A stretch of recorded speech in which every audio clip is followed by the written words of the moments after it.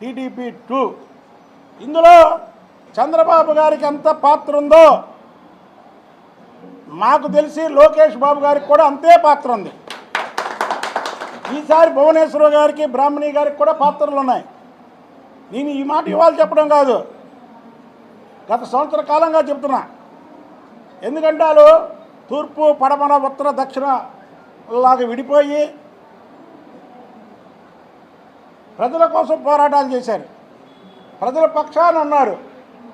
కాబట్టి ఇది తెలుగుదేశం పార్టీ 2 మళ్ళీ ఇంకొక 40 సంవత్సరాలు దీనికి తిరుగులేదు, ఎదురు లేదు.